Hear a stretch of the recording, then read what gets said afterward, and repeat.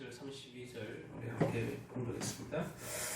오늘 저와 여러분이 은혜 받은 말씀의 제목은 성도의 부르심과 믿음의 여정입니다. 조금 긴데 그냥 짧게 하려다가 그냥 제목만 딱 봐도 그냥 오늘의 그 핵심을 알 수 있도록 그냥 제목을 좀 길게 잡아봤어요. 그래서 성도의 부르심과 믿음의 여정 이렇게 잡았습니다. 앞전 시간에 사실 같은 본문인데 이제 앞에는 족보에 대해서 제가 말씀을 드렸고 족보가 주는 성경적인 의미, 성경적인 메시지를 말씀을 드렸어요. 지난주에는. 근데 이제 같은 제목, 같은 구절을 보면서 이제 하반절인데 17절부터 32절 여전히 족보 얘기죠. 족보 얘기인데 아브라함의 아버지 데라에 대해서 이제 말씀을 전하면서 성도의 부르심은 어떠하고 성도의 믿음의 여정, 그러니까 신앙생활은 어떠한지에 대해서 지금의 우리의 모습과 한번 비추어서 아브라함은 어떻게 부름을 받았으며 어떻게 약속의 땅에 가는 과정이, 그러니까 그 여정이죠. 여행하는 그 과정을 여정이라고 그러는데 믿음의 여정을 어떻게 지냈는지 우리하고 이렇게 비교해 봤으면 좋겠습니다. 창세기에는 크게 역사시대 그리고 족장시대가 있어요. 우리가 지금 배웠던 1장에서부터 오늘 본문 포함해서 11장까지는 그냥 보통 그 원역사의 시대 이렇게 부르는데, 원역사의 시대는 하나님이 태초에서 세상을 창조하시고 인간을 창조하신 그 사건을 기록하고 이와 동시에 인간이 하나님 앞에 어떻게 타락했고 어떻게 심판받았는지 그것을 알려준 부분, 그러니까 1장에서부터 11장까지 오늘 읽은 11장까지 보면 원역사라 이런 표현을 쓰는데 이거는 신학자들이 그렇게 지은 거예요.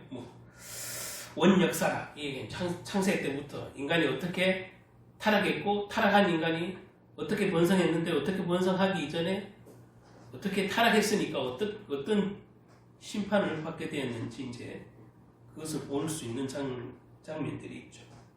그리고 심판 이후에 사람이 어떻게 온 세상에서 퍼져갔고, 지난번에 잠깐 바벨탑을 얘기할 때 했습니다. 사람이 온 세상에 어떻게 퍼져갔는지, 온 세상에 어떻게 또 죄악이 퍼진 만큼 또 죄악이 어떻게 번졌는지 짧게 족보를 얘기를 하면서 말씀을 드렸습니다. 그러니까 태초에 역사, 세상의 시작에 대해서 이 창세기는 그냥 인류의 원 역사잖아요. 시작이니까. 12장부터 보면 50장까지는 이제 지금으로 이렇게 표현하자면 족장인 거죠.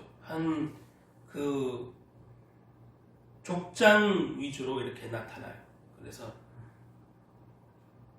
50장까지 족장의 역사의 시대가 이래서 이제 족장의 역사다 이러고, 11절 전까지는 그냥 원 역사다 이렇게 부릅니다. 창조와 타락 그리고 심판의 시대가 끝나고 노아의 자손들 통하여서 온 땅에 인류가 이제 새롭게 시작되는 거죠. 창조 이후에 재창조가 됐다고 말씀을 드렸어요. 노아의 방주. 모든 것이 새로운 또 하나의 그 피조물이 된 거죠. 물론 지어놨던 것을 보존했다가 나간 거지만 어쨌든 온 세계의 퍼틀이 번성하게 된 것은 노아의 방주 이후에 모든 인류는 거기서부터 새롭게 시작한 거죠. 문명의 발달이 빠른 곳은 마을을 세우고 도시를 세우고 세력이 점점 커지고, 또 문명이 좀 늦게 발달하고 늦게 이렇게 모이는 곳은 또 늦게 발전하고 늦게 사람이 모이고, 그게 인류의 문명의 과정이잖아요. 오늘 이 성경에도 보면 아직 이 시기에는 이집트를 제외하고는 큰 나라가 없어요. 쉽게 말하면 이집트를 제외하고 큰 나라가 없어요. 이 구약 성경으로 이제 위주로 봤을 때. 그래서 국가를 이루는 시기이긴 해요. 국가 이제 막 점점 마을이 모이면 도시가 되고 도시가 모이면 국가를 이루잖아요. 이제 국가를 이루는 민족들이 이제 족장에서 어떤 마을을 이루고 그 마을이 그렇게 국가로 이렇게 커지는 그런 시대예요. 그러니 큰 국가들이 존재하지는 않은 이집트 빼고는, 애국 빼고는. 대부분 혈연 중심으로 말 그대로 핏줄, 가족 중심으로 큰 무리를 이루고 살았기 때문에 그래서 이제 족장 시대다 이 얘기는. 우리나라에도 다 우리가 삼국유사, 삼국사기 배웠지만 다 족장에서 시작해서 조금씩 커져서 나라가 되는 거잖아요. 그래서 삼국이라는 것은 뭐 고구려 백제 신라가 이렇게 된 것도 뜯어보면 그 족장끼리 자기 가문끼리 쉽게 말하면 가문끼리 모이고 그 가문이 또 지지하는 밑에 지지층이라든가 아니면 밑에 또 옛날에는 다 뭐 서양도 마찬가지고 다 노예나 종들의 개념이 있었기 때문에 그렇게 모이다 보니까 국가가 되는 거죠. 도시를 이루고 국가가 되는 거죠. 자, 어쨌든 지금 성경에 이제 50장까지는 족장 시대라고 일컫는 가문을 위주로 움직이는 족장 시대예요. 그런데 이 성경에서 이렇게 앞서도 지난주에도 했지만 족보들 쭉 내려오는 것은 큰 의미 한 가지 다시 한번 상고해서 해보자면 이 족보를 왜 써놨냐? 아주 간단해. 지난번에 제가 딱 정리해서 한마디 드렸는데 왜 족보를 쭉 써놨냐? 믿음의 족보와 불신앙의 족보를 명확하게 구분하고 그것을 어떻게 믿음의 계보를 응답받았고 축복받는 어떻게 불신앙의 계보는 저주와 하나님의 심판을 머무는지에 대해서 명확하게 보여주려고 족보를 쭉 나열했다고 제가 족보 나열에 된 그 어떤 성경적인 의미를 짧게 말씀드렸습니다. 오늘 본문의 족장 시대가 이제 본격적으로 시작이 되는데 그 중에서 오늘 지금 아브람이 등장하죠. 아브람의 아버지는 데라예요. 데라. 여기 오늘 읽었죠. 데라는 70세에 아브람과 나홀과 하란을 낳았더라. 이렇게 되어 있어요. 70에 나왔어요. 70에. 이 성경에 보면 데라의 조건은 이러하나니 데라는 아브람과 나홀과 하란을 낳고 하란은 롯을 낳았으며 하란은 그 아비 데라보다 먼저 고향 갈대아인의 우르에서 죽었더라. 이렇게 표현이 되어 있어요. 어쨌든 하나님은 아브람 가정, 아브라함이 되기 전에는 이름이 아브람이야. 세자예요. 우리 이제 번역말로. 그렇죠? 아브람이었는데 하나님이 뜻을 이루고자 이 아브람 가족을 하나님이 택해요. 아브람을 택하는 거죠. 아브람 한 명 개인을 택하는 거죠. 근데 이렇게 택할 때 보면 아브람이 처음부터 뭐 믿음이 있었다거나 아브람이 처음부터 하나님을 알던 사람이 아니야. 우리는 되게 성경에 많이 언급되니까 아브라함이라고 부르고 성경의 많은 부분이 아브라함 가족에 대해서 나오니까 아브라함을 하나님이 처음부터 아브라함이 이뻐서 뽑았다든가 아브라함이 하나님을 알았다든가 아브라함이 하나님에 대해서 여호와 하나님에 대해서 어떤 그 가문이 그 가정이 하나님을 섬기던 가정도 아니야. 그럼에도 불구하고 어떤 한 가정이 한 사람을 딱 하나님이 지목해서 불렀어요. 그래서 지명하여 불렀나니 이런 찬양이 있잖아요. 지명해서 부른 거예요. 그 사람을 통해서 그 가정의 복음화를 이루고 그 가정이 복음화되면 그 사람을 통한 그 밑에 종부터 그 사람과 관련된 모든 사람에게 이 복음이 들어가는 거죠. 지금 똑같아. 그 당시에는 근데 구약에는 특징적인 게 하나 있는데 신약에는 전도라는 개념이 있지만 구약에는 사실 전도의 개념이 없어요. 그냥 자기만 구원받는 거에 집중돼 있어. 자기만. 나 하나가 주님께 선택받고 주님께 쓰임받아서 나 하나가 구원의 역사를 이루고 그렇게 돼. 그냥 전도의 개념은 거의 없다고 보면 되죠. 전도라는 단어가 등장도 안 하니까. 구약에는 전도가 등장을 안 해. 신약의 전도가 등장하지. 어쨌든 아브라함 이야기가 지금 등장하게 되는데 창세기 12장, 오늘 11장 읽었지만 창세기 12장이 본격적으로 이제 시작되지만 12장 이전에 아브라함이 어떤 배경의 사람이고 어떤 가문의 사람이 있는지 대해서 오늘 족보를 통해서 이제 알려주잖아요. 우선 아브라함은 셈의 후손이에요. 지난번에 얘기했죠. 이 족보의 성경적인 이 아브라함이 셈의 후손이라는 얘기는 노아의 후손 중에 셈의 후손이기 때문에 믿음의 후손이다. 이렇게 족보를 나열하는 이유가 있어요. 믿음의 후손이다. 불신앙의 후손이 아니라 믿음의 후손이다. 아브라함은 셈의 후손이에요. 그 셈의 후손이고 데라의 아들이야. 근데 이 참 애매한 게 저는 이것을 새삼 보면서 느끼는 거는 믿음은 당대에는 잘 믿을 수 있는데 그 밑에 후대까지 내리니까 그렇게 어려워. 이 신약에 아브라함을 딱 보니까 이 족보를 보면 알아. 셈의 후손인데 정작 아브라함의 아버지 데라는 갈대아 우르라는 곳에 그 우상이 있는 그 지역에서 우상을 만들던 장인이야. 우상을 만들던. 지금으로 보면 그죠? 석공이거나 목공이거나 둘 중에 하나예요. 그러니까 뭐 석공, 목공 다 하겠지. 나무로 우상을 만들거나 돌로 우상을 만들거나 조각하는 거는 마찬가지잖아. 그래서 우상을 만들던 아버지 밑에서 아브라함이 있었기 때문에 아브라함은 처음에 하나님을 안다고 볼 수가 없어요. 아브라함에 대해서 어떠한 다른 기록이 없는 걸로 봐서 아브라함은 하나님을 처음에 몰랐던 거예요. 이 지명할 때는 몰랐던 거예요. 왜냐하면 자기 아버지가 갈대인이 살던 갈대아 우르에 있어 우상 만들던 사람인데 어떻게 하나님을 알았겠냐. 배경이 쉽게 말하면 아브라함은 그 가정의 배경은 우상 집안이야. 우리 집안과 저랑 똑같아요. 뭐 미신 섬기고 불교 다니던 집에서 저처럼 하나님의 부르심 지명을 받아서 이렇게 하나님을 알게 되고 제가 목회의 길까지 오게 된 것처럼 아브라함도 똑같아. 사실은 하나님을 섬기던 집이 아니야. 배경을 보면 아버지가 데라인데 뭐. 아버지가 맨날 그 우상 만드는 거 보고 자랐을 거 아니에요. 아브라함도.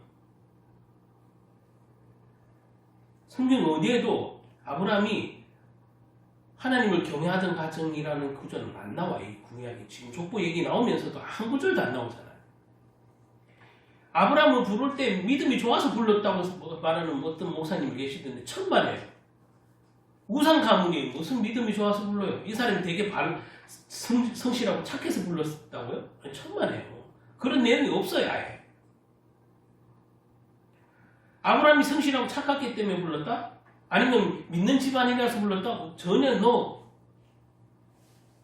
오히려 하나님을 알지 못한 가정에서 하나님이 지명하여 부른 거예요. 데라의 아들이에요. 셈의 후손이긴 하지만 데라의 아들이에요.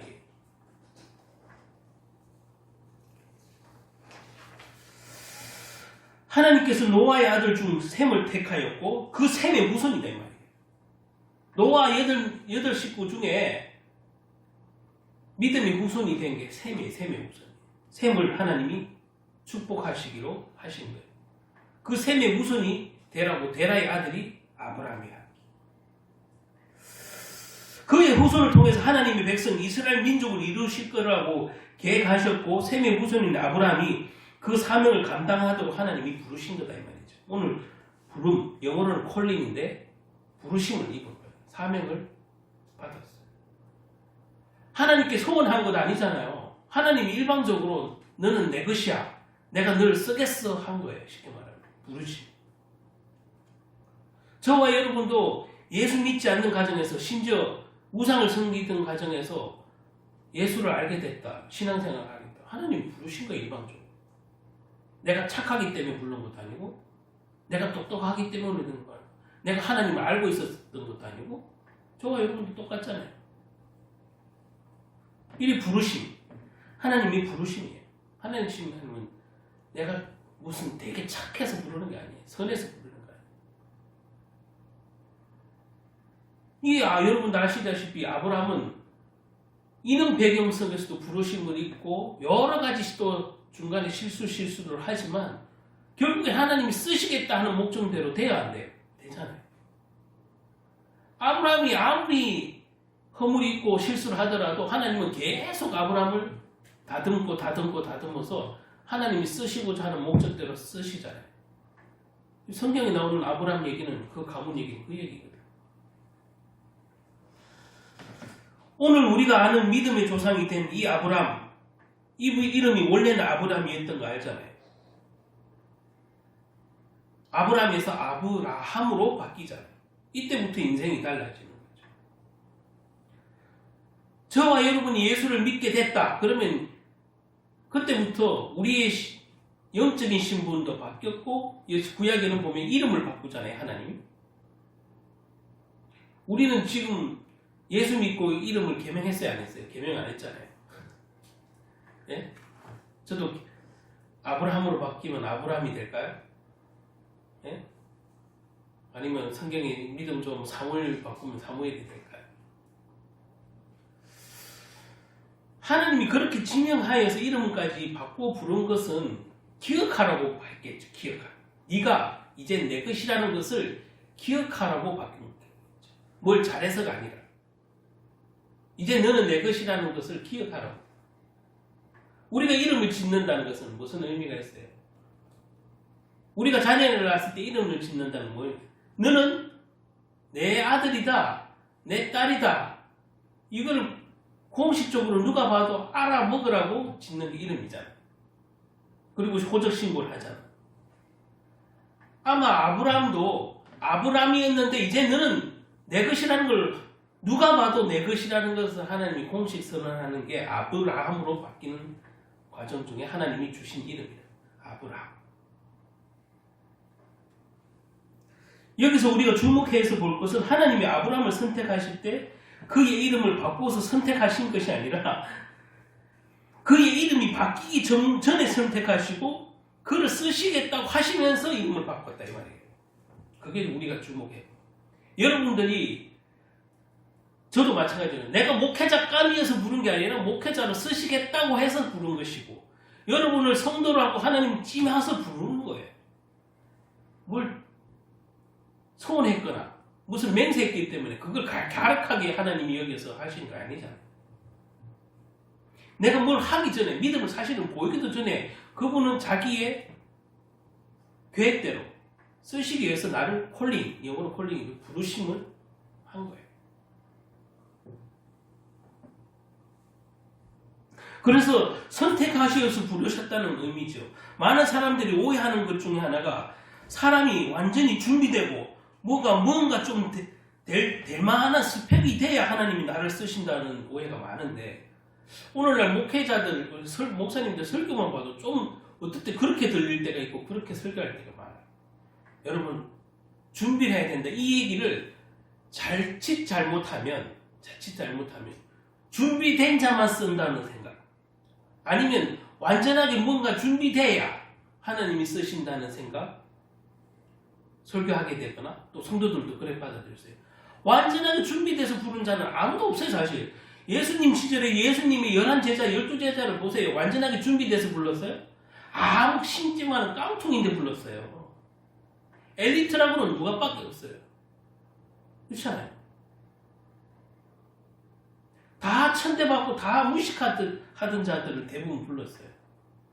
그러니까 내가 뭐 준비돼서 내가 무슨 스펙이 있고 뭐 지식에 대한 스펙이 좋거나 학벌에 대한 스펙이 좋거나 무슨 어쨌든 권력을 가지거나 무슨 스펙이 좋아서 부른 사람은 예수님 사도 중에도 없어요. 그리고 내가 이제 준비됐으니까 예수님 사도로서 따라다니면 예수님도 나를 기뻐하시겠지. 그리고 따라다니는 사람 아무도 없어요. 그냥 그분이 쓰시겠다고 해서 예수님이 내가 원하는 자를 부른다고 했지 저 써주세요 해서 부르는 예수님 제자 된 사람이 있었어요? 없잖아요. 단 한 사람도 없어요. 예수님 보고 저 예수님 제자 할게요 소원을 하고 내가 열심히 주님을 위해서 스펙을 닦았어. 제 스펙이 괜찮거든요 예수님 이러면서 예수님 써달라고 부탁한 적이 없어요. 예수님이 일방적으로 부르신 거예요. 그것도 오히려 부족한 자들을 다 부르신 거예요. 여러분들이 자칫 이게 이제 그 준비라는 그릇을 항상 설교할 때나 이렇게 메시지를 할 때 준비된 그릇 이런 표현을 때 고린도전서 그 말씀을 보고 가지고 부잣집에는 금그릇도 있고 은그릇도 있고 나무그릇도 있고 질그릇도 있다. 이제 그 비유를 하면서 주인이 쓰시고자 할 때 깨끗하여야만 쓸 수 있다. 그 비유를 자꾸 잘못 설교하니까 오해할 수 있는 소지는 뭔가 완전히 준비되어 있어야만 하나님이 쓰신다는 착각을 많이 하는데 천만에요. 지금 아브라함만 봐도 그래요. 첫 시작인 이 아브라함 가족만 봐도 무슨 아브라함이 준비되어 있다고, 무슨 완전하다고, 무슨 하나님을 알았다고. 하나님이 모르실 때도 이미 부르시잖아요. 모르시는 하나님을 모르는 이 가정에서도 부른다고, 쓰신다고. 그러니까 그분의 계획하에 쓰시는 거지 자꾸 쓰임 받는다는 개념을 자꾸 그 고린도전서에 나오는 그릇 준비와 비교를 해서 이해하면 안 돼. 그거랑은 별개인 것은 제가 나중에 더 설명할 기회는 있는데 거기에 나오는 비유는 은사에 관해서 설명하려고 한 거예요. 은사. 하나님이 구원받은 백성들이 어떤 은사를 가 있는데 그 은사 받은 달란트가 다 다르니까 그 은사에 대해서 귀하게 쓰이는 것, 천하게 쓰이는 것 비유하면서 천한 것이든 귀한 것이든 뭐요? 다 주님이 쓰시면 다 귀한 것이다. 그 말을 하려고 한 것이지 제가 오늘 말씀드리는 이 아브라함의 비유는 무슨 준비되어 있는 게 없어요. 그냥 하나님이 일방적으로 내가 쓰시겠다고 하여 부름을 받은 거예요. 오늘날 저와 여러분도 부르심을 받은 거예요. 내가 무슨 준비가 돼 있어서 하나님만 바라보겠다고 맹세하고 있어서가 아니라 하나님이 나를 쓰시겠다고 하여 부른 거다. 그러나 이제 쓰시기에 뭔가 하나님이 쓰시기에 부족하지만 왜 불렀겠어요? 그러면 나를 다듬는 과정이 필요하겠지. 부족한데 처음부터 말 그대로 완전한 자가 뭔가 준비되고 완벽하게 준비된 자가 있으면 하나님이 덜 그거 하겠지만 많이 부족한데도 부르는 것은 그러면 분명히 하나님이 나를 합당하게 쓰시기 위하여 뭔가 작업을 하시겠죠. 다듬겠죠. 나를 쓰시기에 합당하다. 그런 작업이 우리 신앙은 그런 거예요. 아브라함도 불러도 부르심 때문에 나아가긴 했는데 아무것도 할 줄 아는 게 없어. 아브라함도 하나님을 섬겨봤어야지. 뭐 말씀을 알아야지. 이 아브라함 시대에 성경이 있어요? 없었어요? 없었어요. 성경 자체가 없었어요. 그럼에도 불구하고 하나님을 어떻게 섬기고 어떻게 경배해야 되는지 하나님이 친히 나타나셔서 가르쳤다는 거예요.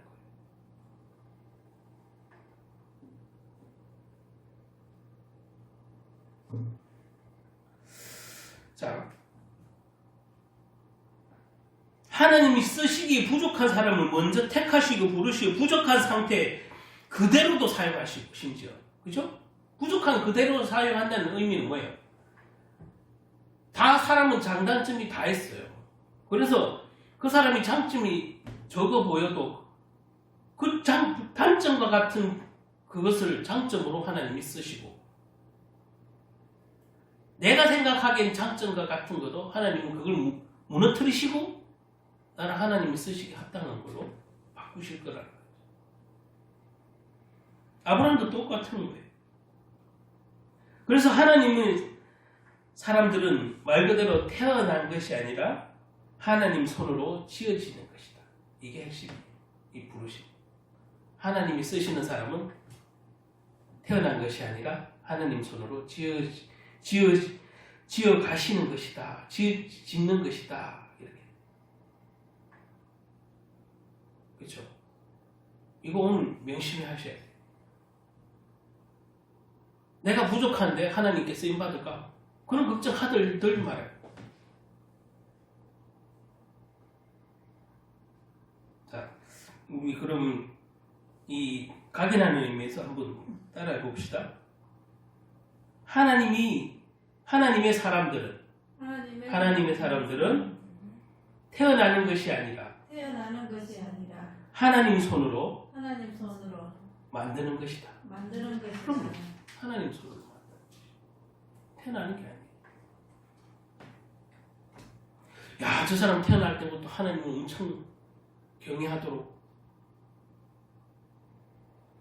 글쎄요, 아무리 믿음의 가정에 태어났어도 여러분 태어나자마자 아기가 하나님께 경배하는 거 봤어요? 그렇죠? 그럴 수가 없는 거예요. 어차피 믿음은 전성되어지고 가르치고 양육하는 거예요. 가르치고.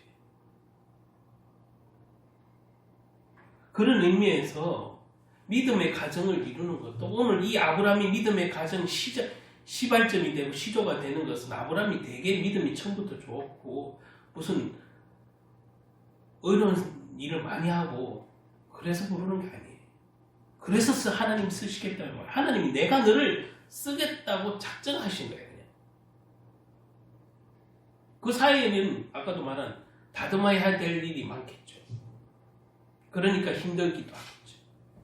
그런데 힘들 때도 주님이 붙들어 주시고 도와주심으로 말미암아 하나님이 자기 원하시는 대로 이 아브라함 가족을 쓰시겠다는 거죠. 그래서 우리는 교만할 게 없어요. 설사 나를 부르신 하나님 때문에 처음에는 감사하다가 나중에는 야, 나는 하나님이 쓰시는 사람이야. 하나님 내게 이런 수많은 응답을 베풀었어. 기적을 베풀었어. 어느 순간 그렇게 교만해질 수 있지만 전혀 그건 내 능력이 아니기 때문에 교만해서는 안 되는데 사단이 또 그렇게 우리를 그렇게 우리의 생각과 마음을 내버려 두지는 않죠. 자, 어쨌든 아브라함과 그의 가족의 이제 믿음의 여행이 시작된 거예요. 오늘 여정인데 믿음의 여정. 믿음의 여행이 시작된 거예요. 자, 아브라함과 그의 가족이 이 여행길 가운데 믿음의 여정 가운데 크게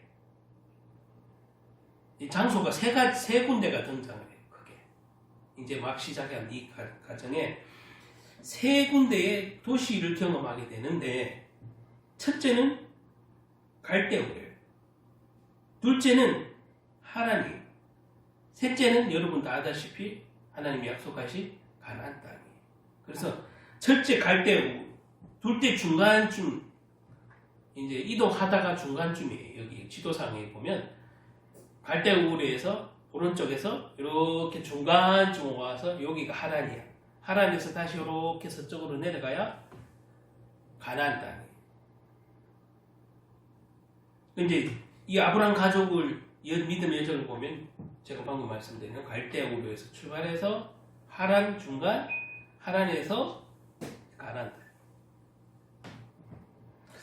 우리는 아브라함이 거쳐갔던 이 세 장소를 한번 살펴보면서 저와 여러분이 배울 수 있는 영적인 어떤 교훈과 메시지를 살펴보고 또 그것이 무엇인지 알아봐야 되겠습니다. 첫 번째, 갈대우르에 대해서 알아볼게요. 세 군데라 그랬죠. 갈대우르. 갈대우르는 아브라함의 고향이에요. 아브라함의 고향이고 갈대우르는 아브라함의 본토이고 친척들이 있는 곳이에요. 분명히 그래서 하나님이 아브라함을 부를 때 뭐라고 해요? 본토, 친척, 아버지 집을 떠나라 이렇게 계시를 하잖아요. 아브라함의 고향이니까 본토고 친척들이 이루고 사는 그 가문이 모여 사는 곳이 갈대우르예요. 이 갈대아 우르는 고대 바벨론 도시 중에 하나라고 해요. 바벨론을 이룬 그 도시 중에 하나로 지금으로 보면 이라크 남부지방 맨날 지금 싸우잖아요. 이라크의 남부지방 그곳이 갈대아 우르라고 해요. 지금 이슬람 국가들 보면 다 갈대아 우르에 있는 그 지역이 그대로예요. 그죠? 어쨌든 4,000년 전부터 여기는 번성하던 도시 국가가 됐죠. 바벨탑을 쌓던 그 주변들은 다 큰 도시를 이뤘기 때문에 바벨론은 그런 번성했던 도시 갈대아. 그럼 4,000년 전에 아브라함이 살았던 곳, 그 당시 갈대아 우르는 이제 고고학자들이나 신학자들이 이렇게 조사를 해봤겠죠. 그러니까 그 당시 인구로 30만 명. 예? 지금 평택 인구가 한 45만, 50만? 뭐 구미랑 비슷하던데 30만 명이면 그야말로 초대형 도시야. 그 당시에 지구 인구가 정확하게는 몇인지 모르겠지만 한 도시가 30만 명이면 진짜 대단한 거지.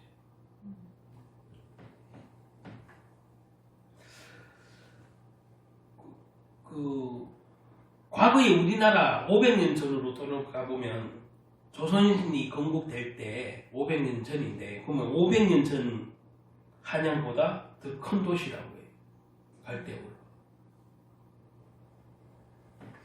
어쨌든 이곳 아브라함의 본토이자 고향이었던 것이고 문명이 발달했던 것이고 상업이 풍성했던 것이고 어쨌든 번화했던 그런 도시라는 거죠. 중요한 것은 이 도시가 하나님을 경배하던 곳이 아니라는 게 이제 중요한 거예요. 우상이 버글버글한 우상의 도시. 인류의 문명이 발달했지만 뭐요? 하나님을 모르는 도시.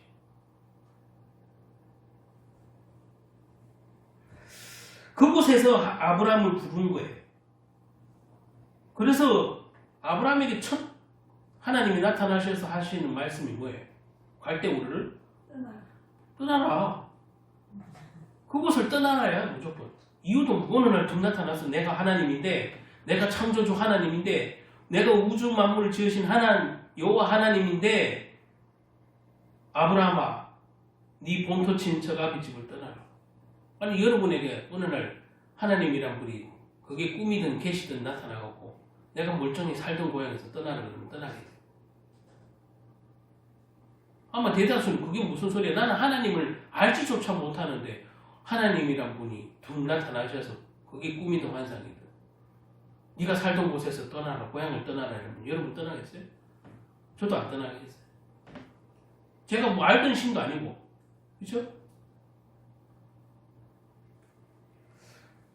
정말 하나님은 이 우상이 있던 이 갈대아 우르의 그 중에서도 이 한 가족을 택했는데 아브라함이라는 사람을 택했어. 학자들은 갈대아 우르가 이제 방금 말한 크고 번성한 도시였고 각종 우상과 문화가 가득한 곳이었다고 대다수 학자들은 그렇게 말해요. 특별히 이 갈대아 우르에는 여러 신이 있었는데 미신 같은 것이 여러 우상이 있었는데 그 중에서도 어떤 신을 유별나게 좀 섬겼다 그래요. 고고학자들이 보면 동양이나 서양이랑 비슷한 것 같아요. 달을 숭배해. 달. 해와 달을 숭배하지. 여기도 갈대아 우르도 달의 신을 숭배했다고 해 주로. 아마 하나님께서 아브라함을 선택하시고 그의 믿음의 조상 아니 이스라엘의 한 민족의 시초로 이 아브라함을 택하는 이유는 뭔가 이유가 있을 거예요. 이스라엘이라는 나라, 하나님의 택한 선민이라는 개념, 그러니까 하나님 택한 민족 선민인데 하나님 택한 민족의 시조로 삼을 사람을 왜 하필 하나님을 알지도 못하는 곳에서, 그죠? 아브라함을 우상의 도시에서, 그것도 우상을 만들던 아버지 밑에 있는 어떤 한 남자를 하나님이 이스라엘의 시조가 되게끔 불러내는 이 작업은 하나님 아니면 할 수 없는 거야. 계획이 있을 거야.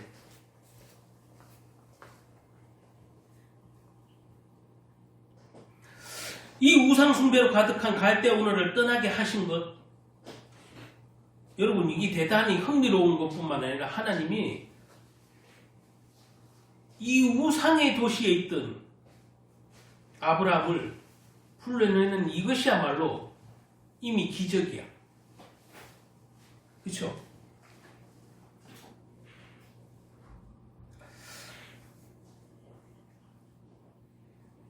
이 갈대아 우르라는 뜻이 이제 우리 말로 번역이 되어 있는데, 이 갈대아 우르라는 뜻을 한번 살펴보면 황폐하다 뜻이 있대요. 황폐하다. 그리고 두 번째 뜻은 목마르다.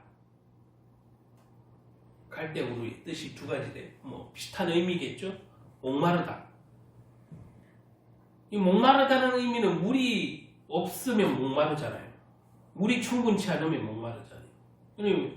농사 짓는 농경시대에 물이 없으면 어떻게 해요? 황폐해지죠. 그러니까 황폐하다는 뜻과 목마르다는 뜻이 공존하는 것이 이 갈대아 우르야. 이 지명에서도 느껴지듯이 하나님이 없는 인생은 황폐하고 하나님 없는 인생은 목마른 인생이에요.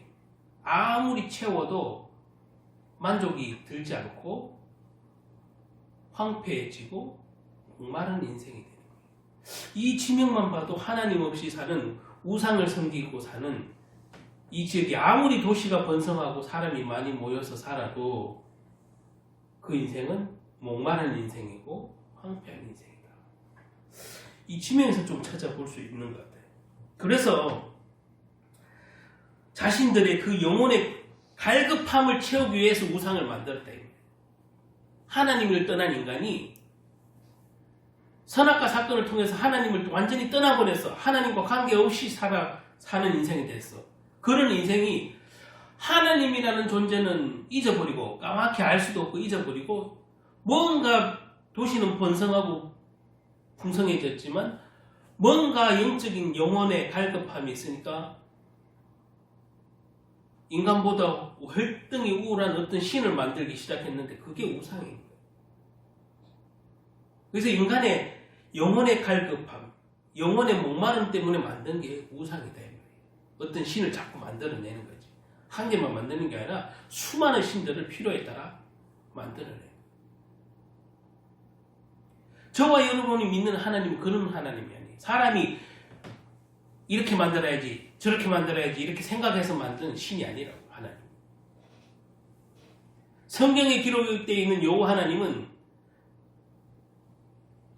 믿음의 사람을 통해서, 성경이 쓰여지기 전부터 믿음의 사람을 통해서 알게 하시고 자기 이름을 친히 밝히시고 나는 우주 만물을 지었고 그 중에 인간을 가장 복된 존재로 지었다고 알려주었어요. 그 알려준 것을 기록한 게 이 성경책이에요. 그래서 사람이 필요에 의해서 만든 것을 우상이라고 하는 거예요. 필요에 의해서. 필요에 의해서 자꾸 신을 만들어내는 거예요. 이런 신도 필요하고 저런 신도 필요하고. 근데 하나님은 그런 분이 아니에요. 그래서 한 분이에요. 사람이 만든 것은 필요에 대해서 자꾸 어떤 신적인 우상을 만들지만 하나님은 창조주 하나님 한 분이에요. 어쨌든 세상의 쾌락이 아무리 좋아도, 세상의 철학이 아무리 좋아도 철학자들 많잖아요. 우리가 아는 한두 번은, 아무리 공부 못해서도 한두 번은 들어봤을 섹스피어도 있고, 그죠?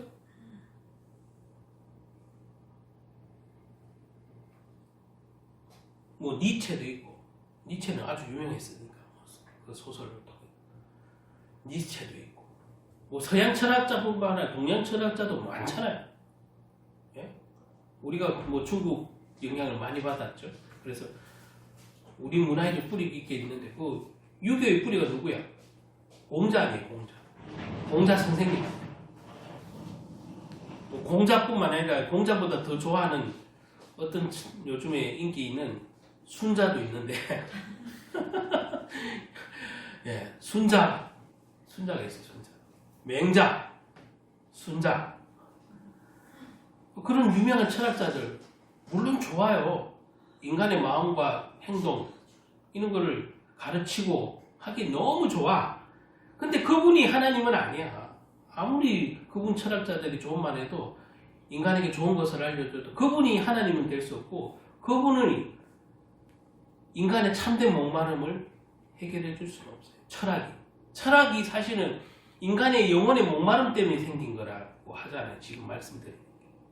근데 진짜의 목마름의 체험, 영혼의 목마름은 누굴로 채울 수 있어요? 하나님을 만나야 채워주는 거예요. 왜냐하면 우리는 하나님께로부터 지어졌기 때문에 하나님을 만나야 채워주는 거예요. 영혼의 목마름. 그 갈급함. 우상을 만나면 금방은 해결되는 것 같아요. 뭐 그렇잖아요. 철학적인 얘기 들으면 마음의 위안을 받고 뭔가 희망이 생기기도 해요.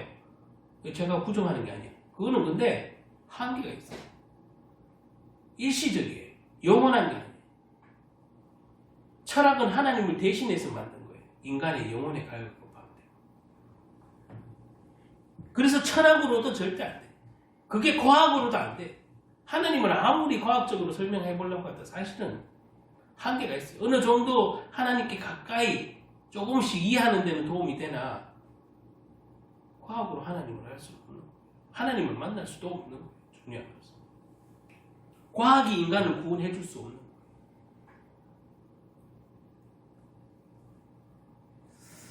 성경에서 이렇게 딴 얘기를 하면 또 다른 쪽으로 갈 것 같아서 자, 이 우상을 섬기던 이 갈대아 우르에서 떠나게 하신 것 하나님의 큰 섭리가 있죠. 사마리아 여인과 갈대아 우르는 우리의 옛 모습이 예고 성경의 사마리아 그리고 갈대아 우르 저와 여러분이 예수님을 알기 전에 하나님을 알기 전에 모습이 된 말이에요. 갈대아 우르 사마리아 마찬가지. 아무리 세상에 잘 살아보려고 노력하지만 내 마음대로 마음껏 살아볼 수도 없고 이 모든 것들로 채워지지 않는 인생의 목마름, 갈급함 그것이 성공이 나를 충만하게 막 내 인생을 평생 행복하게 즐겁게 해줄 것 같지만 막상 성공 이루는 사람들이 돈은 마음대로 쓸 수 있고 뭐 즐길 수 있고 골프 치러 다니고 내가 쓰고 싶은 대로 쓰고 다니고 즐거울지 몰라도 그거는 잠시라는 거예요. 만약에 그게 성공이 인간이 계속 평생 사는 동안 만약에 100년 인생을 살면 100년 동안 계속 행복을 갖다 주면 좋겠지만 100년 동안 행복을 갖다 줘요? No. 일시적이다. 그게 부족하니까 마약하는 거 아니겠어요? 성공한 사람들이 왜 마약하겠어요? 마약 없이 행복하면 되지. 근데 그 성공으로 돈을 마음대로 펑펑 쓰고 다니고 뭐 여행을 다니고 마음대로 하다가 지쳐도 더 이상 행복이 없어. 그러면 뭐 해요? 마약을 하지. 마약을 해야 행복한 것 같거든. 마약을 해야 즐거운 것 같으니까 마약하잖아. 결국에는 인간의 성공도 철학도 과학도 문명도 잠깐은 유익을 주고 잠깐은 인간을 즐겁고 행복하게 해줄 수 있는데 영원한 목마름, 영원한 갈급함은 채워줄 수가 없어요. 왜 그러냐? 인간은 영적인 존재인데 그 영혼이 도둑 맞았어. 누구에게? 마귀에게. 영혼이 도둑 맞았다고. 영혼이 하나님을 모르게 됐다고. 하나님을 싹 떠나버렸다고. 그것을 창세기에 특별히 알려주는 거예요. 태초에 하나님이 천지를 창조하시냐면서 쭉 지구가 생긴 거 나열하고 뭐 족보 쭉 얘기 나오는 거 이 얘기 왜 쓰잘데기 없는 얘기를 길게 적었을까? 지난주에도 얘기했지만 왜 족보를 굳이가 우리가 어려운 이름도 알지도 못하는 이름을 쭉 적었을까?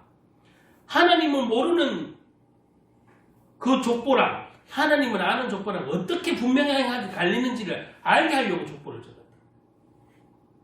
저와 여러분이 하나님 떠나는 인생이 어떻게 살아가는지 성경에 대해서 성경에서 알려주려고 성경이 기록해 놓은 거예요. 족보와 함께. 그러니까 지금 이 갈대아 우르에 있던 아브라함 이 가족을, 그 중에서도 아브라함을 지목해서 부르는 이 하나님의 장면은 우리의 노력도 아니고 우리의 힘성도 아니고 우리가 무슨 엄청나게 완전하게 준비되어 있어서도 아니고 나를 사랑하셔서 나를 그렇게 쓰시겠다고 하는 하나님의 뜻이 됩니다. 예수님이 제자 부를 때도 똑같았잖아요. 자, 이것이 저와 여러분의 과거예요. 사마리아와 갈대우르가 여러분의 우리의 과거의 모습이고 인생의 모습이었어요. 성공했어도 갈급함이고 출세했어도 갈급함이고 그러던 중에 아브라함에게 나타나셨고 그를 불렀어요. 사도행전 7장, 신약성경 사도행전 7장 2절에 보면 예수님이 사마리아 여인에게 다가가서 하신 말씀이 있어요. 내가 주는 물을 먹는 자는 영원히 목마르다 했잖아요. 이런 단어를 한번 쓰시는데 이게 어찌 보면 되게 생뚱맞지만 이게 복음이고 이게 하나님이 사랑하는 방법이에요. 하나님 없이는 절대 그 갈급함, 영혼의 갈급함, 육신의 갈급함 모두 쉽게 말하면 어떤 한 단어로 정리해보자면 인간은 절대 하나님 없이 행복할 수 없다. 그 갈급함은 세상의 물질로도 세상의 그 풍요로도 철학으로도 그 영혼의 갈급함과 그 행복한 만족감을 느낄 수는 없다. 그거는 잠시다. 그걸 가르쳐 주는 겁니다. 예수님 그렇게 말씀하시면서 내가 주는 이 물을 먹는 자는 영원히 목마르지 않겠다고 말씀하시는 그 이유가 뭐예요? 제가 그랬잖아요. 지금 갈대우르가 이 집 땅 이름이 지명이 목마르다 뜻이에요. 황폐하다. 목마르다. 여러분 하나님 떠난 인생은 목마르게 돼 있는 거예요. 그래서 우상을 만드는 거예요. 그래서 하나님 외에 다른 잡신을 자꾸 섬기는 거예요. 왜? 사람들이 자꾸 그 잔머리 지식을 가지고 무슨 자꾸 신을 만들어내거든. 자, 그래서 하나님을 만나야 진짜 목마름이 완전히 영원히 목마르는 예수님의 말씀, 영원히 목마르지 않는 생수와 같은 그분을 만나야 된다. 그게 예수님이고 그게 하나님이에요. 그런 의미에서 갈대우르는 목마름의 땅이긴 하지만 뭐요? 하나님이 나타나셔서 아브라함을 탁 선택하는 거죠. 목마른 땅. 그 인생의 전환점을 만든 거죠. 믿음의 출발지가 되었고 그것을 떠나야만 비로소 시작되는 거예요. 그냥 갈대우르에서 그럼 아브라함을 하면 좋지 않을까? 이왕이 뭐 본토 친척에 그대로 남아있고 그러니까 그게 이제 어려운 거지. 이 부족한 아브라함을 어느 날 툭 나타나서 내가 쓰려고 했는데 아브라함이 나는 본토 친척 아비집을 떠날 생각이 전혀 없어요. 하나님. 당신이 아무리 하나님이지만 나는 본토 친척 아비집을 떠나고 싶은 생각이 전혀 없거든요. 만약에 그렇게 계속 버텼으면 어떻게 됐을까요? 거꾸로. 하나님 어떻게 했을까요? 쓰시기로 작정했으니까 어쨌든 써야 되겠죠. 그러면 고난이 더 많지. 버리지는 않으시겠지만 왜요? 고난이 더 많겠죠. 그래서 무조건 하나님 말씀에 그냥 잘 모르지만 네 하고 나선 게 이제 출발이야. 이 이스라엘 백성이 이루는 민족의 믿음의 시조가 되는 거지. 아브라함. 무작정 하나님이 가나안 땅 가라니까 가나안 땅 가겠습니다 하고 이제 나가는 거예요.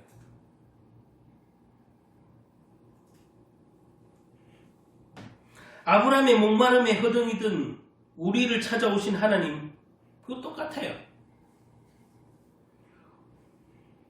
우리 마음의 문을 두드리는 예수님 똑같아요.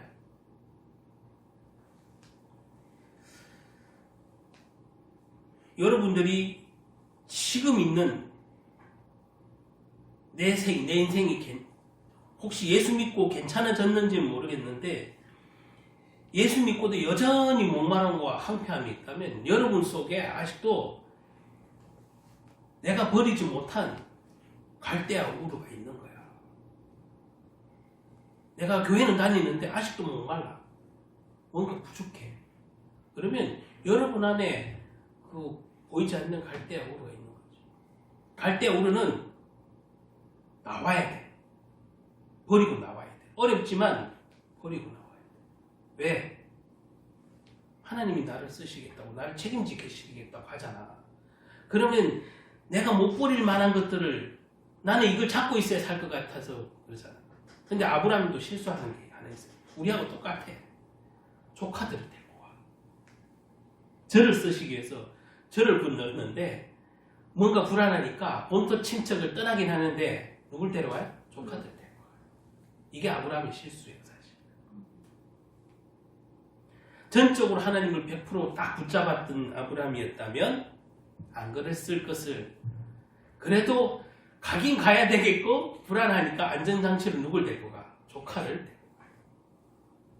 똑같아. 우리 애랑 똑같아. 생각 수준이 아브라함도 부를 때는 똑같은 거. 나라도 그랬겠어요. 아브라함처럼. 하나님이 너 어디 가라 이러면은 저 혼자 가는 것보다는 김정민도 데리고 가고 김지훈이도 데리고 가고 김동욱도 데리고 가고 이왕이면 많은 좀 더 많은 사람 데리고 가면 뭔가 내가 안전할 것 같잖아. 우리 믿음 수준하고 똑같아. 부를 때는 지금 똑같잖아. 자, 어쨌든 이거 뭐 나중에 설명할 일이 있습니다만, 자, 두 번째 지역을 살펴보고 있는데 하란 살펴볼게요. 자, 처음에는 이제 갈대오를 봤고 두 번째 하란을 살펴보고 31절 한번 보면 데라가 그 아들 아브라함과 하란의 아들인 그의 손자 롯과 그의 며느리 아브라함의 아내 사레를 데리고 갈대인의 우르를 이제 떠나는 장면이 나오죠. 가나안 땅으로 가고자 하더니 가보자 했어. 그래 갔어. 출발했어. 근데 하란에 이르러 거류하였으며라는 구절에 나와요. 31절에 보면 아브라함이 본래 갈대우르를 떠나 하나님이 명령하신 가나안 땅으로 가다가 중간 지점인 하란에 머물게 됐는데 뭐 잠깐 실수는 있어. 근데 여기서 그냥 주저앉아. 가나안으로 안 가고 일단 주저앉아. 잠깐 힘이 들어서 쉬는 수준이 아니라 거류하였다 이 번역돼 있잖아요. 얘는 주저앉은 거예요. 힘이 드니까. 가나안 땅은 가다 말고 주저앉았어요. 아브라함의 가족의 구성은 말 그대로 다시 한번 정리해 보면 아버지 데라, 아브라함의 형제, 그리고 하란과 나홀 이렇게 삼형제. 그런데 그의 형제 하란이 먼저 세상을 떠났고 하란의 아들 롯이 남게 되었는데 롯은 데라의 손자, 말 그대로 손자잖아요. 아브라함의 조카잖아요. 아브라함의 형제 나홀은 갈대우르에서 남고 나홀은 남았어요. 자, 정리를 잘해요. 아브라함은 삼형제인데 하란은 일찍 죽고 나홀은 갈대우르에 남고 나머지 아브라함이 가나안 땅을 향해 떠나가는 거예요. 그러다가 데라 아버지, 아브라함의 아버지 데라가 하란에서 죽게 돼요. 아버지가 죽게 돼. 그래, 아버지가 죽어서 그건 장례를 치르고 다시 떠나야 좋은데 하나님 말씀대로 가나안 가야 되잖아. 이 아버지가 죽게 되는데 그 죽음 때문이었는지 어떻게 됐는지 정확하게는 알 수 없으나 그냥 짐작으로 그냥 거기에 이제 주저앉아서 머물게 돼요. 아브라함.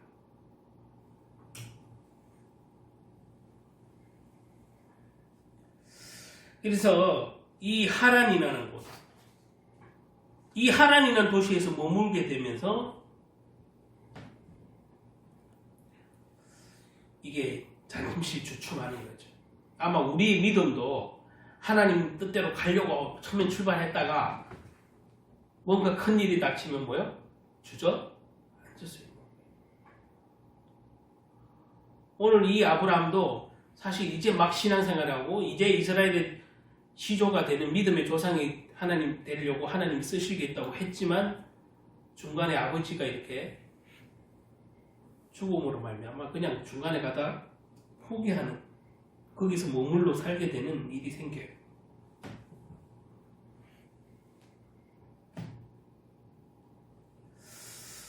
하나는 아브라함이 약속을 땅을 향해 그 여정을 이렇게 믿음의 여정을 가는데 장애물이에요. 장애물.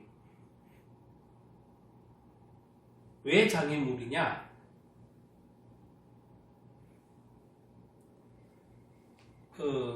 이 하란이라는 지명 자체도 제가 한번 살펴보니 이 하란이라는 지명은 산이라는 뜻이 있어요. 산. 아브라함의 형제 이름 자꾸 헷갈리면 안 돼. 혹시 지금 제가 설교 중에 아브라함의 형제 삼형제 중에 이름이 하란이라는 사람이 있고 사람이 하란이고 지명이 뭐라고 또 하란이고 이거 헷갈리면 안 돼. 그래서 아브라함의 형제 중에 하란이 죽었다 했죠. 근데 그 전 이전에 머문 곳이 아버지 데라가 죽은 곳이 하란이라는 도시다. 어쨌든 이렇게 멈추게 돼서 살게 되는데 저와 여러분도 아마 이런 과정을, 믿음의 과정을 거칠 때도 있을 거예요. 똑같은 거예요.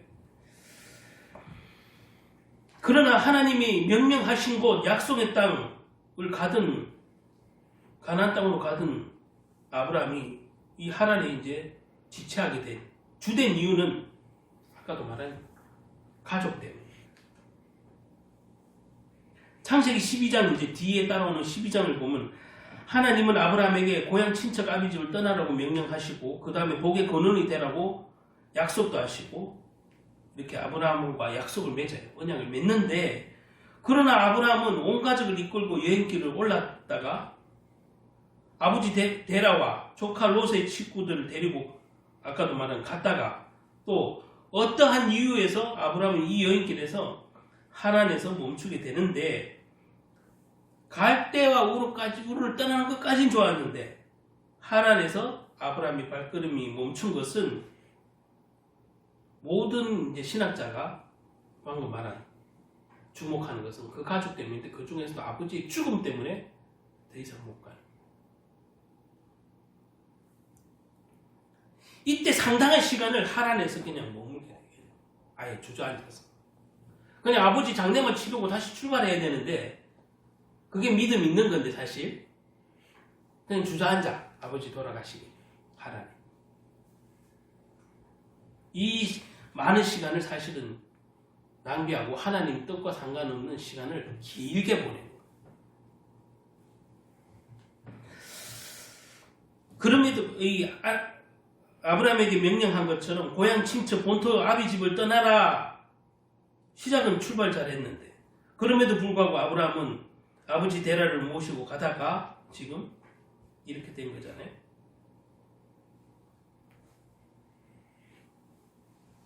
결국엔 뭐겠어요? 더 이상 차라리 고생하지 말고 그냥 하란에 눌러앉아서 그냥 하나님 섬기면 되지 않겠나 이렇게 나름대로 생각하지 않았을까? 사람이라면 더 이상 고생하게 먼 아주 많이 남은 그 가나안 땅, 내 땅도 아닌데 그렇잖아요. 남의 땅인데 하나님 가라 하니까 가는 건데 데라까지 왔는데 아버지 돌아가시고 여러 가지 상황이 그러니까 그냥 여기 눌러앉아도 되겠는데 뭐 그런 생각했을 거예요. 판단이 아마 나 같아. 여기서 하나님 잘 섬기면 되지 뭐. 그런 생각했을 거예요. 그건 우리 생각이고 우리 방법대로 하나님을 섬기는 게 아니에요. 하나님을 바라보고 하나님을 섬기고 하나님의 부르심에 쓰임 받는 사람은 내 생각대로 되는 게 아니라 누구 생각대로? 하나님 생각대로. 하나님 계획대로.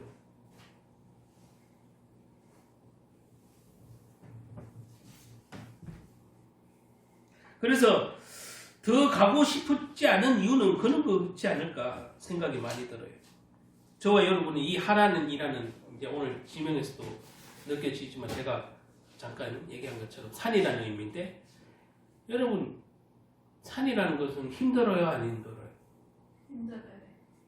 힘들지요? 힘든 거예요. 어쨌든 산이라는 의미는 장애물이잖아요. 사람이 오르기 힘들고 가기 싫은 곳이. 자, 우리 인생에 어떤 산을 만났다. 이 얘기는 뭐예요? 장애물이잖아. 저걸 넘기가 너무 힘든 거예요. 여러분 믿음의 신앙생활 하는 것도 중간에 처음에는 잘 출발했는데 믿음 생활도 중간에 무슨 시험거리가 오고 고난거리가 오면 그게 산것이 느껴지잖아요. 여러분 우리의 믿음의 과정 중에 인생 중에 산 같은 부분이 더 있어요 없어요? 분명히 존재해요. 그건 예수를 믿는 자는 안 믿는 자. 그런데 오늘 저와 여러분에게 하란과 같은 믿음의 정체기 믿음의 정체기가 여러분에게도 저와 여러분에게도 지금도 있었을 수도 있고 앞으로 또 있을 수도 있어요. 믿음의 정체기. 처음에는 신앙이 좋았는데 여러 시련과 고난을 받으니까 믿음의 정체기가 딱 오는 거예요. 주저하는 거지. 낭망하고. 차라리 그냥 여기서 멈춰야지. 그게 하나님일 수 있어요. 영적인 의미로. 저와 여러분에게 영적인 의미인 하나님. 지금 있을 수도 있고 앞으로도 있을 수 있는 거예요. 영적인 정체기. 근데 그거는 사단이 또 좋아하는 거지. 여기서 멈춰.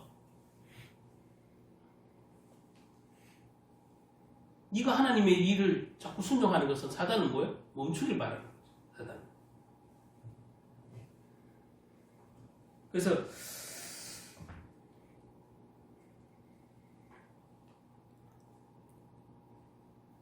우리가 이렇게 나를 사랑하는 가족 또 나에게 있는 가족은 무엇보다 세상 어느보다 소중하지만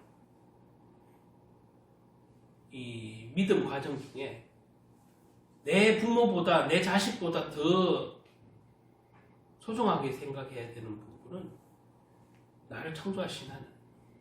그래서 자식을 나보다 하나님보다 더 사랑해도 안 되고 아내가 아무리 사랑스러워도 하나님보다 아내를 더 사랑하면 안 돼요.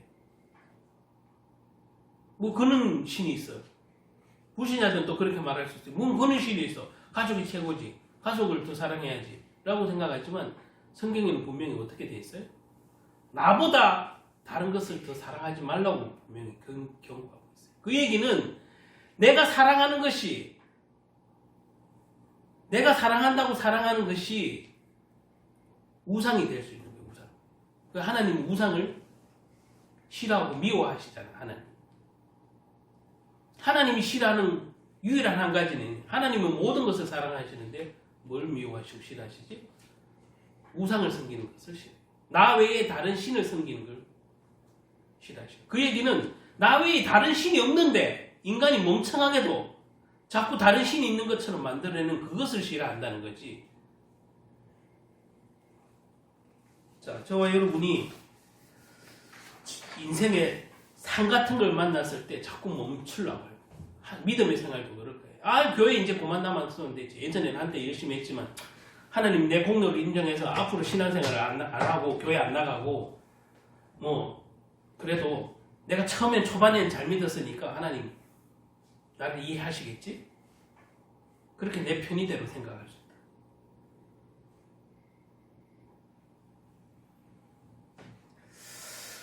그래서 혹 잘못된 신앙관을 가지면 내가 초반에 열심히 하고 교회에 헌금도 열심히 하고 뭐 건축하는데도 내가 헌금도 하고 내가 전도도 한때는 열심히 했고 그런 것 가지고 자꾸 후반에 하란과 같은 이렇게 뭐 정체기를 만났을 때 그냥 신앙생활도 안 하고 교회도 안 하고 안 가고 예배도 생활도 안 하고 기도도 안 하는 이 신앙생활 갖고 내가 처음에 한 것 열심히 한 것 가지고 난 천국 갈 수 있다고 자꾸 생각하는 사람들이 너무 많은 거예요. 여러분 이건 똑같은 거예요. 아브라함이 갈 때 우르를 떠나라 그래서 예 하고 가긴 갔는데 출발하는 건 너무 잘한 일인데 하란에서 가만히 있잖아. 그게 구원이 끝난 게 아니야. 저와 여러분이 아무리 처음에는 막 내가 새신자 때는 열심을 내고 믿음 좋았어도 지금 내가 정책이고 아무 신앙생활이 안 하고 있고 믿음 생활을 안 하고 있는데 난 천국 갈 수 있다고 장담하는 것은 그보다 더 좋은 배짱은 없어요.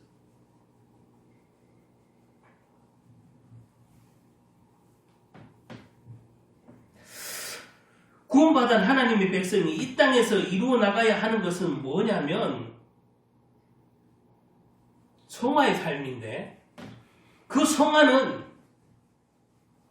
가만히 있는다고 되는 게 아니에요. 물론 하나님이 하시는 거지만 가만히 있는 것은 하란과 가만히 있어요.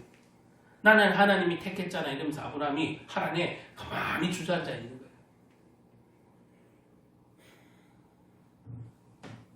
하나님이 아브라함을 갈대아 우르에서 빼내시고 불러내시고 하란까지 인도하셨는데 하란에서 아버지 죽음 때문에 그냥 주저앉아 버려요.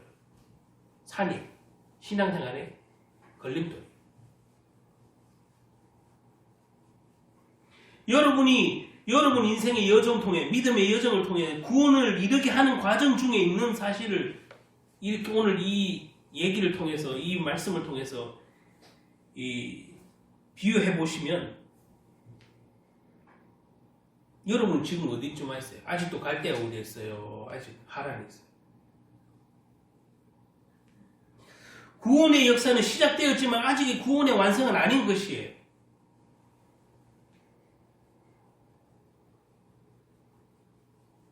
이제 갈대아 우르라는 세상을 떠나서 하란의 시험과 갈등, 그 산을, 인생의 산을 넘어야만 가나안 땅에 이르는 거예요. 이게 영적인 의미다. 가나안 땅에 가면 막상 가뭄부터 든다는 거 저도 잘 알아요. 여러분도 아실 거예요. 가나안 땅이 하나님이 약속한 땅이라고, 젖과 꿀은 흐르는 땅이라고 하나님이 약속하셨지만 실제 가보니까 젖과 꿀이 전혀 안 흘렀어요. 그런데 성경에서 젖과 꿀이 흐르는 땅, 가나안 땅, 약속의 땅 이렇게 말하는 이유는 하나님이 계신 곳은 다 젖과 꿀을 흐르는 땅이다 이 말이에요. 영적. 하나님과 함께하는 곳은. 그것이 비록 사막 같을지라도 뭐요? 하나님이 함께 하심으로 그것이 젖과 꿀이 흐르는 땅이에요. 저와 여러분이 예수 믿고 갑자기 일확천금을 얻고 로또가 되고 엄청나게 부자가 될 수도 있는데 안 되는 것, 안 돼도 하나님과 함께 하시면 여러분이 그것이 하나님의 나라고 하나님 말씀하시는 젖과 꿀을 흐르는 땅이다.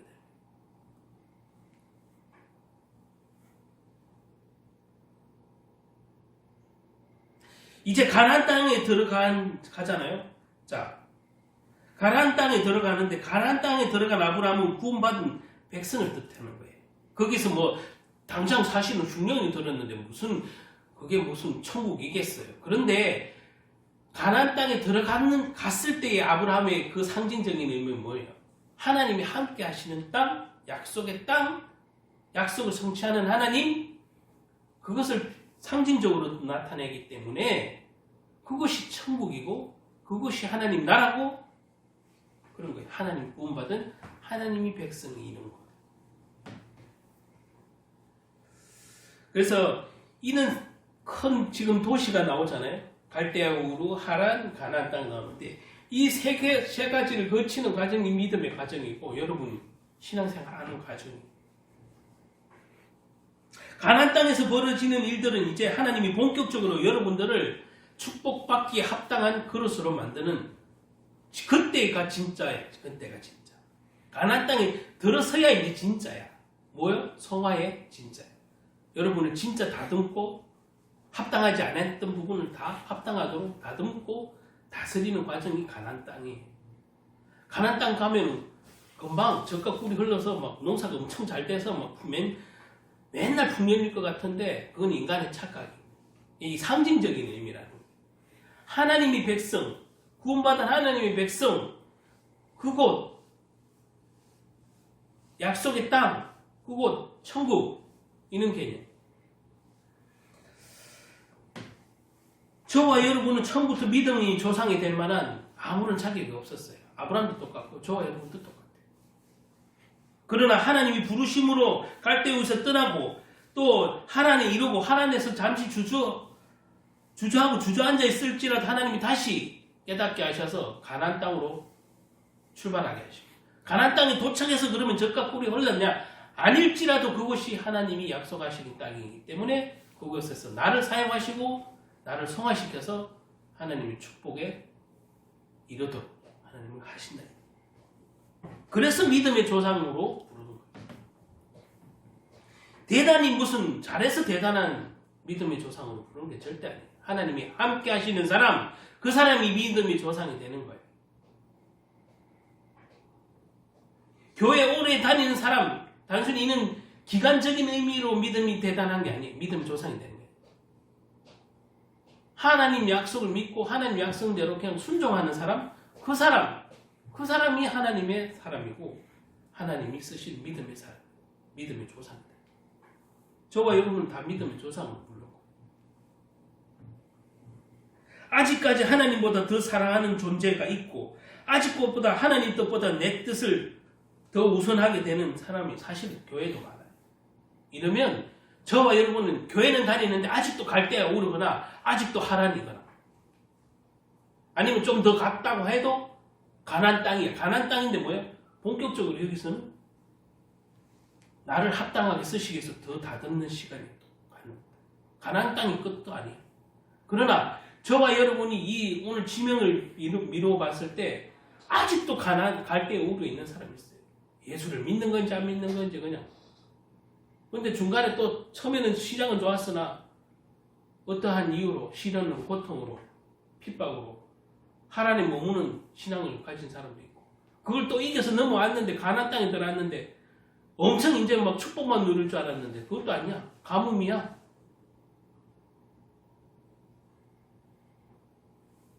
저와 여러분이 어느 신앙에 담겨 있는지 모르겠으나 오늘 잘 말씀을 나랑 비교해 보시기 바랍니다. 우리는 너무 신약에 이렇게 등장하는 말씀 중에 주 예수를 믿어라 그래야 하면 너와 내 집이 구원을 얻으리라, 영접하는 자 그 이름을 믿는 자에게는 하나님의 자녀에게는 권세를 주셨으니, 이 두 마디만 딱 하면 그냥 예수 딱 믿으면 딱 구원의 백성이 되고 이러니까 구원이 너무 쉬운 거니까 금방 축복받을 축복만 다 생각을 해. 내 영적 상태는 안 살펴보고 받을 복만 생각한다 이 말이에요. 받을 복만. 나는 여전히 주님보다 사랑하는 세상 것이 많은데 그게 갈대우를 안 떠난 거야. 입으로만 주 예수를 믿어라 하니까 예수님 이름으로 기도했습니다 이렇게 영적 기도하는 거예요. 그거 안 떠난 거예요. 영적으로 떠나야 진짜 영적이야. 갈대우를 안 떠났는데 어떻게 영적이야.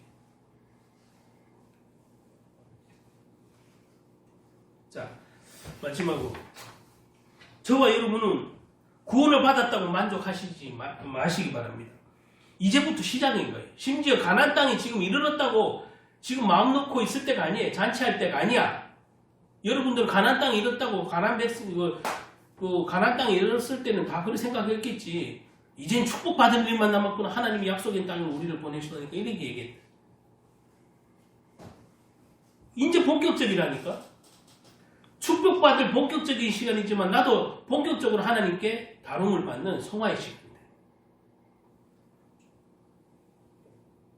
왜냐하면 여러분의 축복을 뺏는 자가 있기 때문에 그런 거예요. 뺏으려고 호시탄탄 노려보는 도둑놈이 있기 때문에, 영적 도둑놈이.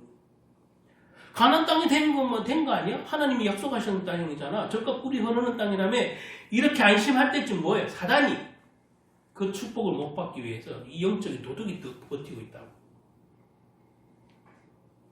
그 싸움을 하지 않으면 예수 믿어도 여전히 영적인 도둑을 맞고 있기 때문에 축복을 받을 수가 없어. 하나님이 밑벌려 그냥 싹 넣어줄게 이렇게 넣어주면 괜찮지만 그렇지 않아. 하나님. 그 영적 싸움을 하는 자에게 하나님이 축복을 주시고, 설사 여러분들이 그 영적인 도둑을 모르고 설사 집에 보물을 잔뜩 받았다고 쳐. 하나님 축복을 줘서 막 집에 보물을 막 싸지 않았어. 근데 영적인 도둑이 있는지도 아예 의식을 안 해. 그러면 어느 날 내가 잠깐 놀러 갔다 오면 집이 다 털렸어. 생각해보세요. 그게 사단이야. 그게 사단. 성경에 사단 얘기를 안 할 거면 성경은 사실은 이건 구원에 대해서 설명할 수도 없고 구원을 왜 받아야 되는지 이유를 말할 수가 없는 거예요. 단순히 서로 사랑하고 살아라, 착하게 살아라, 그러면 하나님 복 준다 이런 얘기가 아니야. 성경은 많은 목사님들이 설교들이 그동안에 그래 왔는데 착각이에요. 선하고 의롭고 착하게 살아가는 것은 기본이야. 왜? 구원받은 하나님의 백성은 성령이 그렇게 살게 하시기 때문에 그렇게 살아지는 거야. 저와 여러분이 구원받았다고 다 끝난 것처럼 자꾸 영적으로 막 멍청하게 있는 거예요. 축복받을 것만 생각하고. 오늘날 한국교회가 왜 이단들에게 휘둘리고 왜 심지어 목사나 신학자들까지 이렇게 미혹으로 가는지 아세요? 이 사단에 대해서 전혀 신학자들도 목사님들도 별 경계심이 없어. 그냥 내 좋은 쪽으로 해석해주고 내 좋은 쪽으로 체험을 시켜주면 그것이 2단이어도 3단이어도 사이비어도 상관없어. 왜? 내게 돈 들어오고 내게 명예 들어오면 2단이어도 3단이어도 상관없잖아. 왜? 내가 성공하면 되니까. 그러니까 심지어 목사님들도 오늘날 많은 목사님들이 자기가 언제 그렇게 나쁜 쪽으로 2단으로 빠졌는지 4위로 빠졌는지 모를 정도로 쓱 빠졌어요. 근데 나중에 돌리기 어려워. 왜? 요게 너무 좋거든요.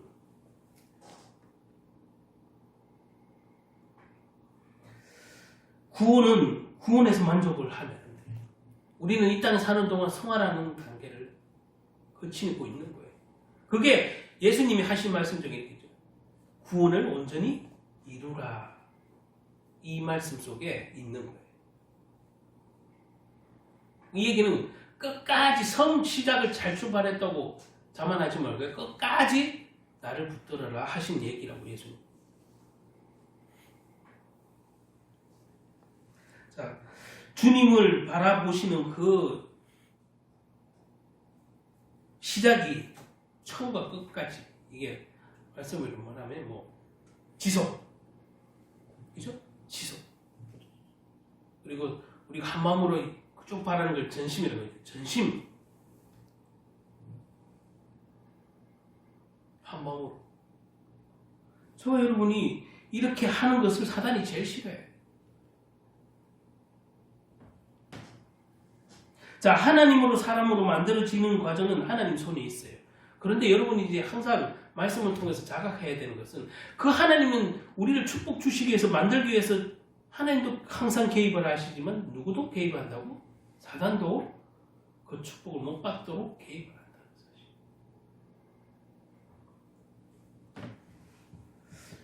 그래서 저와 여러분이 더 하나님의 연단 속에 들어갈지라도 그것이 축복이다 생각하시고 여러분이 가나안 땅이다 안심할 때 오히려 속는 거예요. 축복받아야지.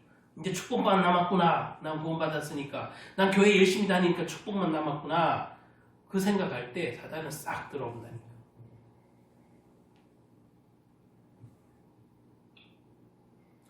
저와 여러분이 주님의 손에 만들어지고 있는 과정 중에 있으니까 절대 포기할 일도 없고 상과 같은 것이 하란과 같은 것이 있을지라도 저와 여러분은 하나님 손에 이미 붙들린 바 되었으므로 절대 속으면 안 돼. 속이는 자가 마귀거든. 너무 들뜰 필요도 없고 너무 낭망할 필요도 없는 것은 뭐야? 하나님 손에 있기 때문에. 나는 축복만 기다리는 사람이기보다 하나님 나를 사용해 주십시오 하는 게 맞는 거죠. 자, 기도하시겠습니다. 하나님, 아직 우리 중에 구원의 믿음이 없는 사람이 있다면 세상이 주는 즐거움과 하나님보다 더 사랑하는 것들을 놓지 못해 주님께를 가지 못하고 머뭇거리고 있는 사람이 있다면 용서해 주시고 하루속히 주님께 다시 발걸음을 돌릴 수 있는, 갈 수 있는 은혜를 주시옵소서. 또 이미 주님께 나갔지만 하나님 보시기 온전하지 못한 부분이 많이 있는 성도들이 있다면 저희를 다듬어 주시고 연단시켜 주셔서 하나님이 보시기 합당한 믿음으로 변화되는 사람이 되게 도와 주시옵소서. 성도들의 삶에 고난의 역경이 있다면 우리의 삶의 고난과 고통과 문제 속에 없는 사람이 누가 있겠습니까? 이 모든 것을 다 연단하시고 우리를 단련시킨 후에 우리를 정금과 같이 쓰시려고 하시는 하나님의 축복이 기다리고 있음을 또한 믿어야 할 줄 믿습니다. 이와 같이 더불어 하나님과 더불어 더욱더 의지하고 우리 주님이신 예수님을 더 가까이 할 수 있는 새해의 믿음의 결단을 하는 저희들이 되게 도와 주시옵소서. 아멘. 단순한 신앙생활로 끝나는 것이 아니라 종교생활을 그치지 아니하고 오직 우리 삶 가운데 역사하는 하나님이 손이 어루만지시는 그것을 섭리히 인정하고 이해하고 깨닫는 성숙한 믿음의 분량에 이르도록 우리를 더욱더 말씀으로 인도하시고 예수님의 인격과 성품을 닮아가는 믿음에 이르도록 우리의 삶을 인도하여 주시옵소서. 아멘. 예수 그리스도 이름으로 기도드립니다. 아멘.